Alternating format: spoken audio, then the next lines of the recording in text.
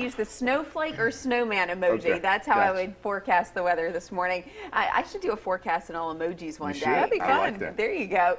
We'll have to wait for tomorrow for that. That takes a little pre-planning on my part, but here's one thing that I can tell you. Here's what I'm tracking as we start our Wednesday. Freezing fog advisory is in place. We don't see that very often, and that's because there's some fog and we have temperatures at or below freezing. Those two combined will give us the freezing fog.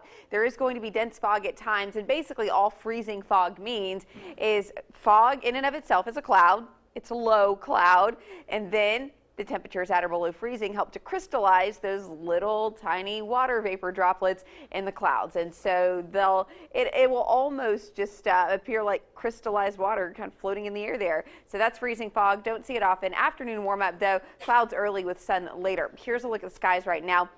Again, can't really see much out there. I wish I could see a better view. We'd have to really zoom in to see what freezing fog really looks like. 32 is the current temperature, but with light winds, we're not dealing with feels like factors in the teens this morning.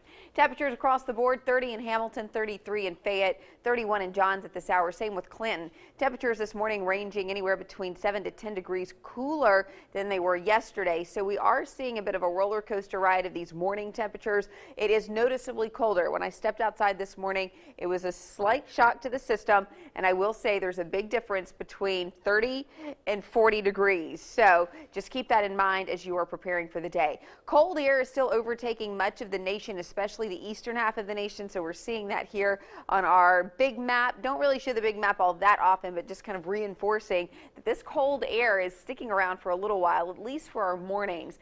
Temperatures by afternoon, though, are going to rebound. We actually could see those temperatures back in the low 60s late this afternoon. If you don't hit 60, you'll at least warm into the mid to upper 50s. So that will be a nice little warm up compared to the rest of this week. And then overnight tonight, those temperatures will fall into the 40s. I don't foresee temperatures being nearly as cold tomorrow morning as they are this morning. One of the big reasons why it's so cold, we did have a clear pocket of air last night, and that helped to drop those temperatures, but moisture is slowly returning.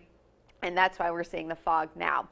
Thursday afternoon and your repeat performance of today, temperatures in the upper 50s to lower 60s. No rain is expected the next few days, and I think it stays dry through the end of the week, but we are going to be looking at a small chance of rain as we move into the holiday weekend, but temperatures looking like they're going to warm up into the upper 50s and even mid to upper 60s by Christmas Day and early next week. And that is a look at your Storm Track 7-day forecast. Art?